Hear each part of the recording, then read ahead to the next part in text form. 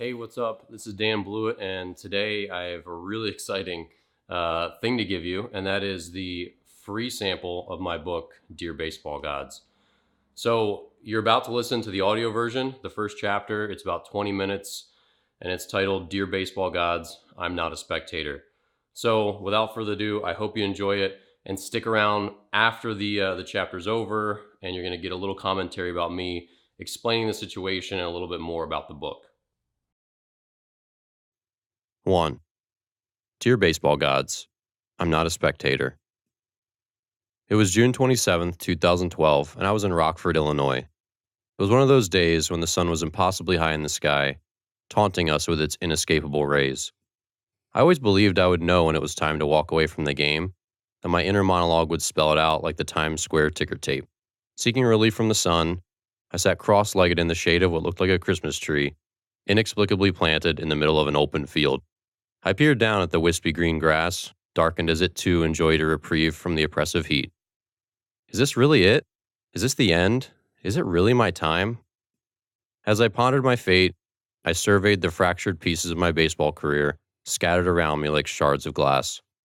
With too many to count and without any glue, my disappointment turned into sobbing. My sunglasses fogged, the rushing wind not enough to dry them.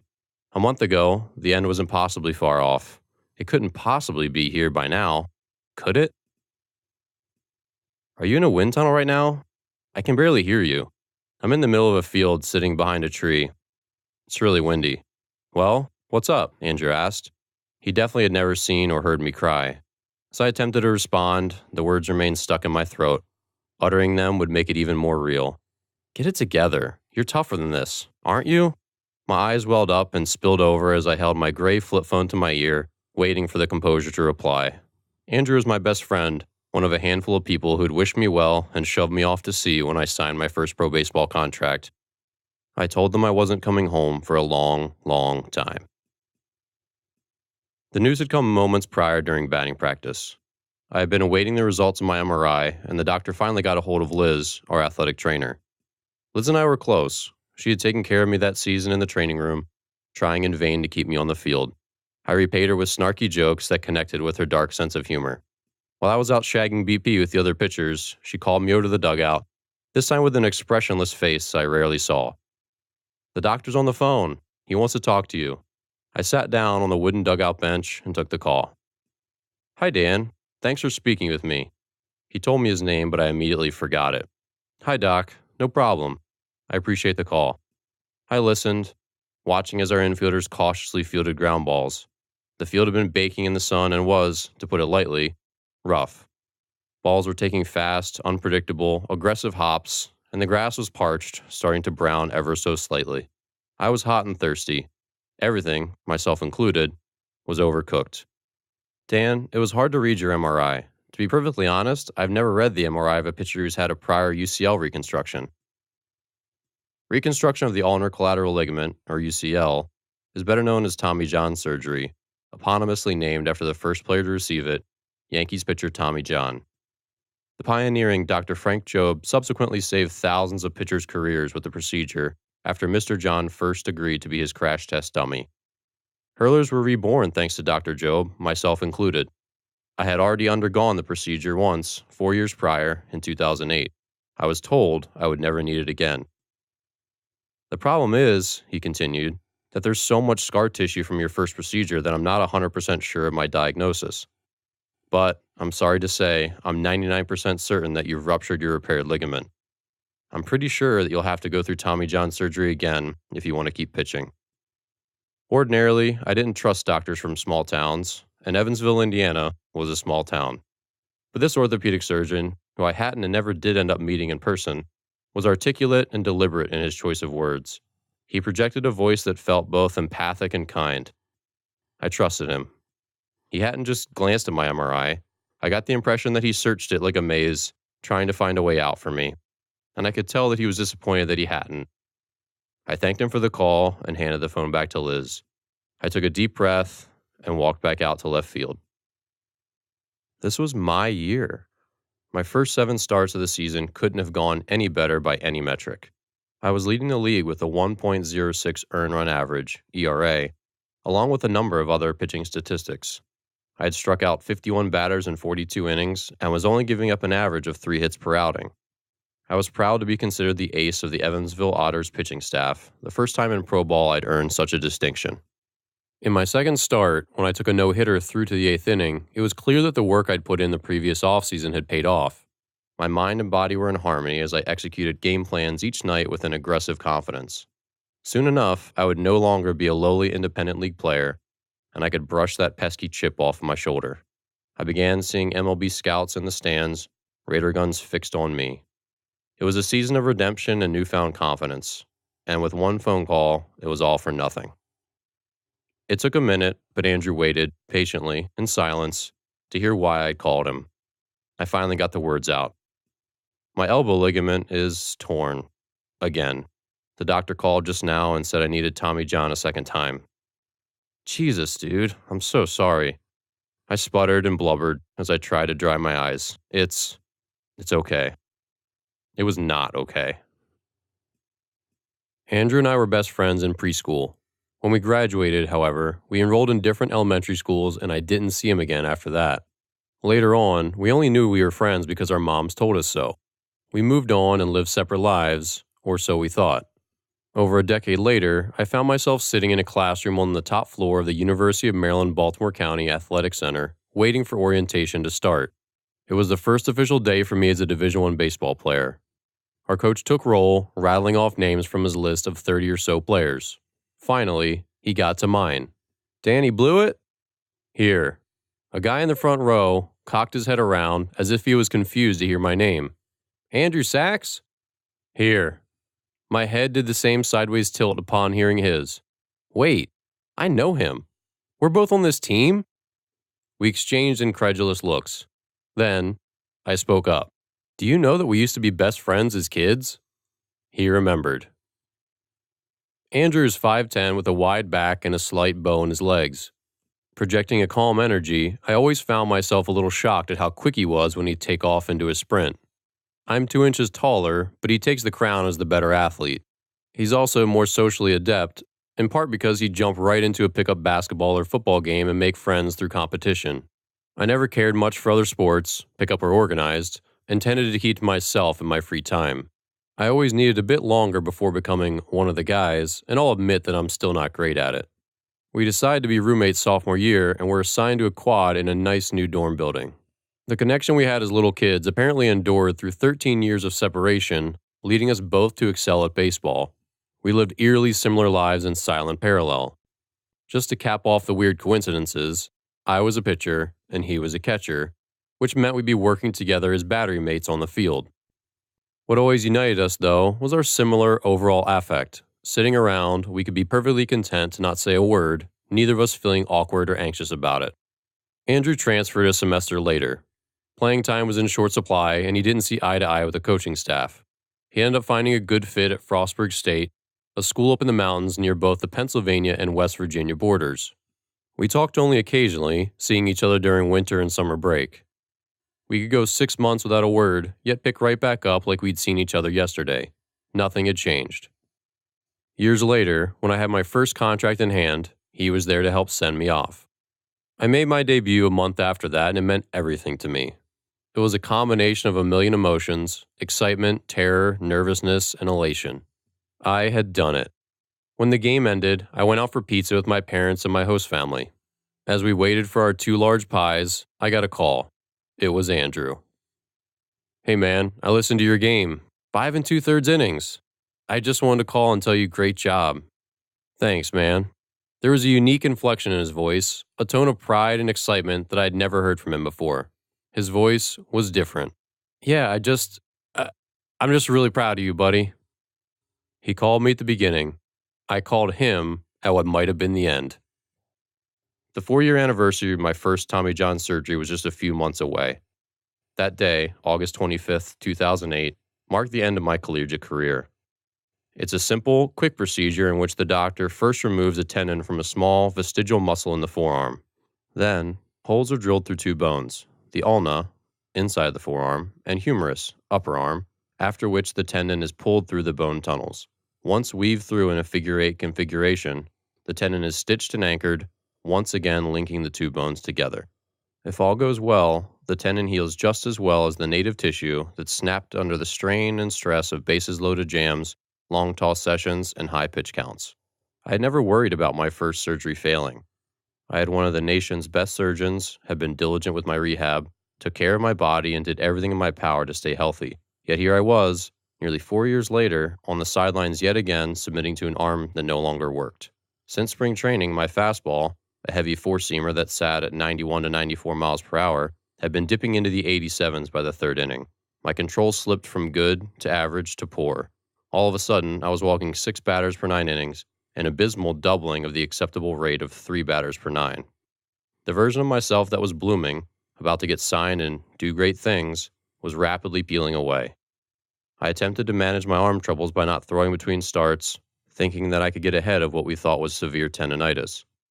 A cortisone shot from a different team doctor provided a temporary masking effect, but eventually wore off. What was revealed, beneath the worn-off medication, was a season-ending injury. As I sat by that tree, I thought back to the words imparted to me by one of my mentors, Coach Fred Cantor.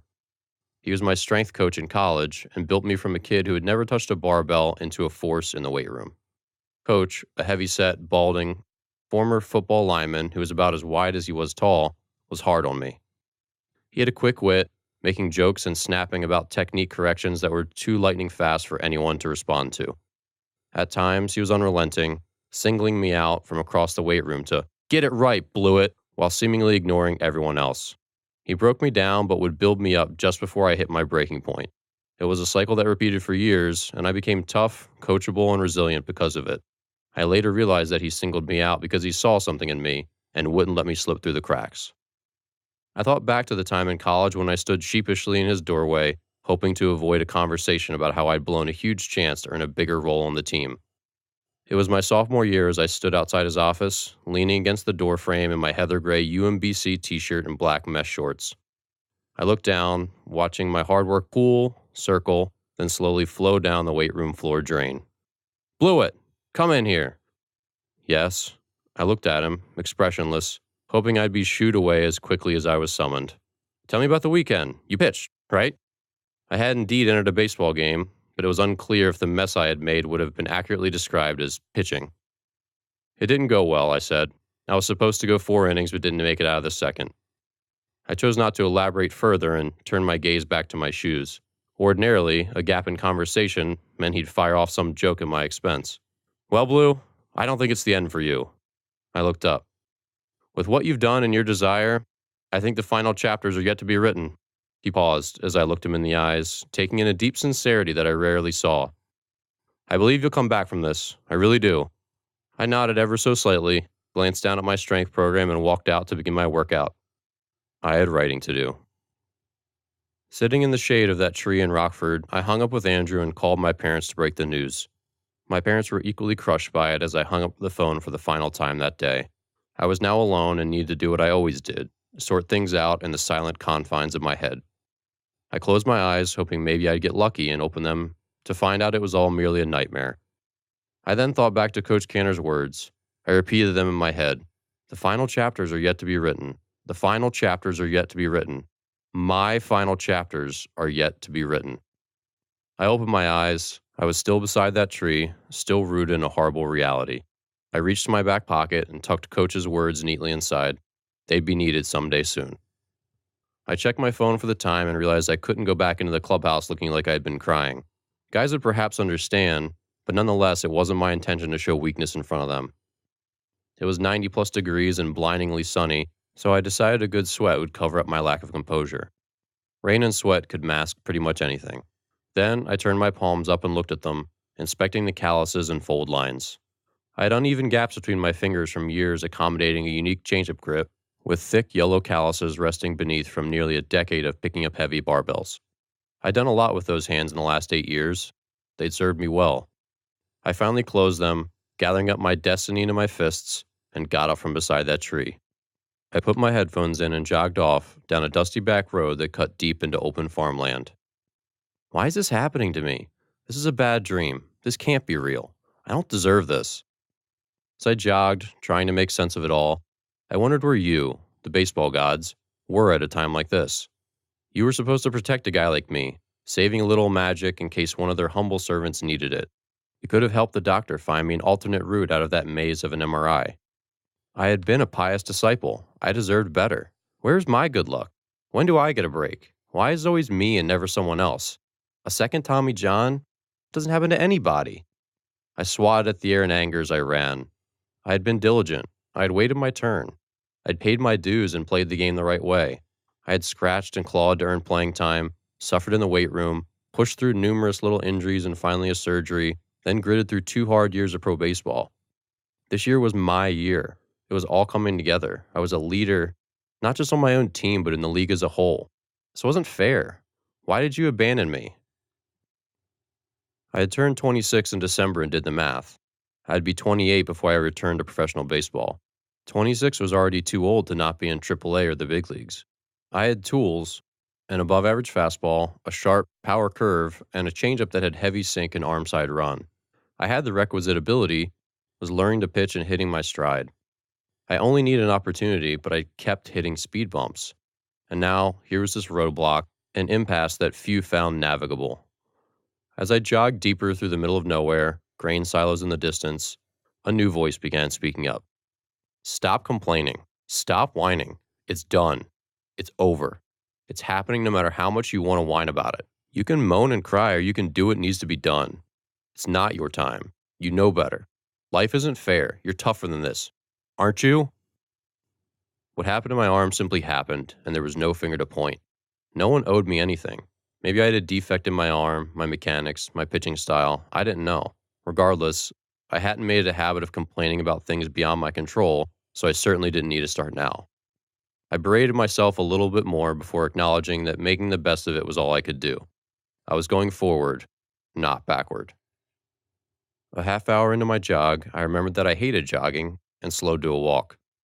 My Navy batting practice shirt was stuck to me, my earbuds fell out repeatedly, and I had built up enough sweat 20 minutes ago. I thought about Forrest Gump and the pain that turned him into a bearded, long-distance machine. Unlike Forrest, I wasn't running from my problems. I was running toward something. Clarity. I can do this. I believe in myself. I repeated it a few times as I started to run again, passing the barns and cornfields I had seen on the way out. The 50-foot lights from the stadium were only a half mile away now, and I had to return with a conclusion and some semblance of composure that I could wear the rest of the night. 2 more years on the bench awaited when all I wanted to do was go play. But after purging some anger, shouting into the wind as loudly as I could, I was done. I was done feeling sorry for myself, well, mostly, and I was done whining. I was done sobbing, and I was done looking at a glass half empty. Sure, there was not a drop of water in the glass at all, but it had been pretty darn full the last few years, even with setbacks and hard times. I started thinking about what would come next. Maybe something good could come of it. Maybe. I finished the home stretch as my feet burned with fresh blisters. It was nearing game time, and players were streaming out of the clubhouse as I approached. I was no longer a part of them, no longer had a game to hustle off to, no longer ran with the herd on the rocky path up the mountain to the big leagues. Somehow, though, I'd catch up. I stalled a while outside, wandering off as I monitored the flow of uniformed athletes. Finally, 10 minutes before game time, my chance came. I slipped in and sat down in our detached clubhouse. Clubhouses were supposed to be underground, connected to the dugout via a tunnel. This one, though, was little more than a glorified trailer, located way out beyond right field, beyond the stadium. Since I had been on the disabled list for a week, I was used to not having any real obligations and had settled on taking a personal day. Each game, 2 pitchers sat in the stands behind home plate. One did the radar chart and the other did the game chart. I enjoyed sitting in the stands in plain clothes and getting the straight-on view of each at-bat. From that point of view, it was easy to assess hitter tendencies, pitching strategy, and umpire competence. I was also away from the griping and negative emotion that was always present in the dugout. The team had been playing sloppy baseball of late, and there was currently an overabundance of negativity. I was going to be late to the game, that much I knew. It was hot out, so if I didn't sit and cool off for at least 15 minutes before showering, I'd be sweaty again in no time. I only brought 1 set of attractive street clothes per road trip, so a fresh coat of post-shower sweat wouldn't wear well if I sat in the stands in my jeans and polo. But I wasn't sure what I wanted to do. Would I sit in the stands in street clothes with the rest of the spectators? Or would I uniform up and spend my night in the dugout? While I air dried in my towel, contemplating what seemed like a trivial decision, it dawned on me that my choice was perhaps bigger, a metaphor for my journey ahead. Would my future be watching baseball from the stands? Or would it be competing alongside my teammates in the dugout? I could say that I was too old, too fragile, and too tired.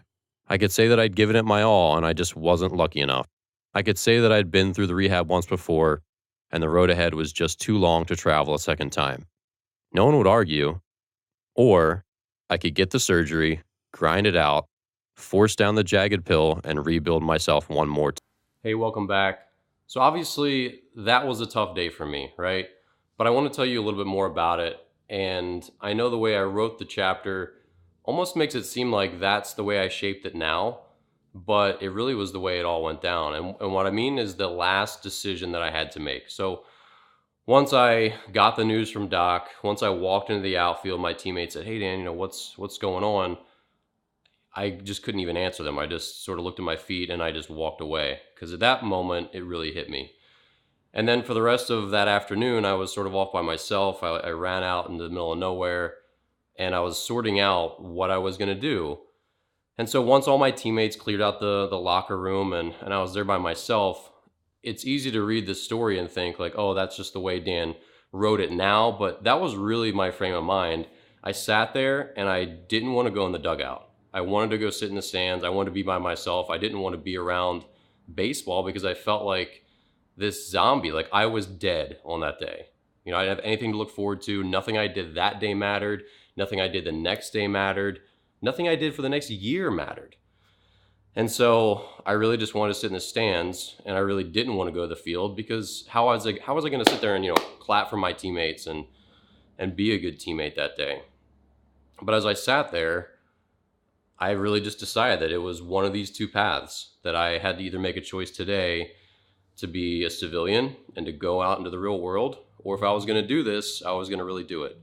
And so as I sat there, I decided that, yeah, like I'm going to jersey up, I'm going to uniform up, and I'm going to go out there and I'm going to be in this dugout because I don't know how many days I'm going to get to be in a dugout. I don't know if I'll ever come back. So I can't waste a day in the dugout, even though it's going to be hard, even though I'm going to have to sort of just fake smiles and, fake cheering. And obviously you always try to be a good teammate when you're not playing your best and you're trying to bring other people down. But it was just such a tough day to just keep my head on straight and experience all of it as it was. And Andy and Brooks did a good job just kind of like chattering with me that day. And I stayed close to the coach's side because really at that point I became like an honorary coach and not so much of a player.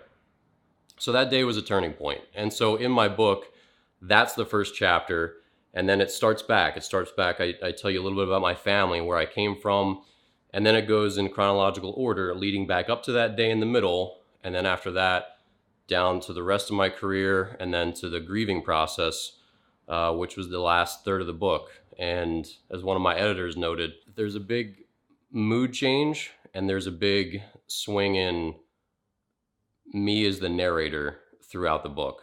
And that's because when I wrote this, I was grieving. I had just retired and I was trying to write my story and also find closure in my life.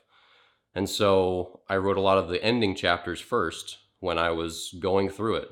And so the tone there is very different than the tone as I just sort of recounted all the things that happened to me. And then as I went back through it, this was the really fascinating thing that happened over the 2-year period that I wrote this book, because I wrote the first draft in about, I don't know, something like 8 or 10 weeks. But over the last year, and it was a 2-year process, but over the last year, and then especially in the last 3 or 4 months, as I really went back through, I started to piece together these 3 different people that actually told this story. So there was the real Dan who went through all that stuff, right? There was the objective, like if you looked through a drone at what happened in my life, there was that view of it, which the version of me that went through it on those days felt a certain way about it, but the world never really got that point of view. There's a second version, which is the version that I reported home to. So as in 2012 and beyond, I was still with my academy, and I started writing an email update every week called You're My Boy Blue. And that's an allusion to the movie Old School. There's an old guy who's pledging to be in the fraternity. His name's Blue. He's this old dude. He goes, "You're my boy, Blue." But that was my email updates that I would send to my friends and family. And I actually opened it up to my blog. Any reader who wanted to sign up, they could, back in 2012. So I had about maybe 100, 120, 150 people, something like that got an email from me almost every week saying like, "Hey, this is how I pitch. This is what's going on, blah, blah, blah, blah, blah." So I didn't think much of that until the end. And really through my third edit, I didn't think too much about those emails. And then as I started to need some details to make sure I had everything like statistically right, and what days did I do these things, and was this box score correct, I started to go back through those emails. And what I found was a very different account of the things that I knew to be objectively true about my story and what happened. So there was this second version of myself who explained everything, who wrote home, giving them a different version of the events. And really it was this optimistic, sort of glass half full, sort of like, this thing happened, but I'm going to get through it, and here's what I'm going to do, and don't worry about me. And that really wasn't the way I felt in most of those situations, but that was what people got, because I knew a lot of kids listened to it, and I wasn't trying to just write home and just whine and complain. And for me, as I internalize things, they start to become rosier and more optimistic over time. Even though I'm naturally kind of more of a cynical person, I really do, I think, a good job of reframing situations, which you'll kind of find out in the book. And then so that was version number 2, but then version number 3 was me today, the 33-year-old Dan, who looked back at his entire career and knew the value of some of those situations. So that day in Rockford, when I blew up my elbow, what it meant that day means something very different than it means to me today. Obviously, it was devastating at the time, and it had major ramifications for the rest of my career. And where I ended up was very different because of that day. But what I know now about who I am as a 33-year-old man, and I'm still young, obviously, I had to sort of layer all 3 of those views to tell this complete story. So there was what actually happened, what I told people that happened, and now, years later, what I know to be true about how those situations changed me. So as the story has evolved through the 4th and 5th and final edit, really there's more of that composite view of myself and trying to figure out who I actually was, and some of the battles that I had with myself. You know, there's always been this voice in my head that's urged me to go forward. And on that day, it urged me to stand back up and stop whining and stop complaining. And I've spent a lot of time in the book trying to figure out who that voice was. Was it me, or was it the person that I wanted to be? And so the more revisions I went through, the more the book started to coax out, I think, who I am as a person, not only as an athlete. It wasn't just a retelling of all these games and situations. It became a lot more than that, really about who I am and what I've experienced, and how I grew trying to figure out who I was then and who I was going to be, and what this whole thing was about. And the last big thing that I would impart on you is you're trying to figure out whether you want to spend your 12 hours listening to the audiobook version, or spend your, I don't know, do you read the same speed? Would it be 12-hour read? I don't know. 293 pages reading this book. It's a lot of the things that most of us as athletes never tell anyone else. You know, even the people that I was closest to in my life, the people that I love the most, there was just too much backstory. There was just too much for me to wade through to say, this is how I'm feeling today. This is why it feels like it's crushing me, or this is why I'm putting all this extra pressure on myself at the very end. It's because of all these years that came before it. And this is what I really feel as a person when I pitch terrible for the 4th day in a row, and I feel like I'm going to get released, and I see, you know, my girlfriend, and I know that if I get released, we're going to have to break up, and I'm going to have to move away, and all these other ramifications that are things that athletes don't tend to talk about. And so it's a very honest account of what it's like, not only on the field, but off the field, both as when we're healthy, when we're injured, and the other people that surround us and support us, but are also subject to some of the collateral damage mentally, and some of the things that we as athletes can only internalize with ourselves and only empathize or sympathize with to other athletes. And so there's a lot of exploration of that in the book as well. So, I hope you enjoyed this sample chapter. If you're interested in reading or listening to the book, there are links in the description here on YouTube, and there are links here in podcast land as well. And I'd love for you to give this story a try. And if it does mean something to you, I'd greatly appreciate you sharing it with someone else who the story might impact. And if you don't have anyone else who you think might enjoy the story, a review always goes a long way in convincing someone else who's on the fence to take a chance. Thanks, and I'll talk to you soon.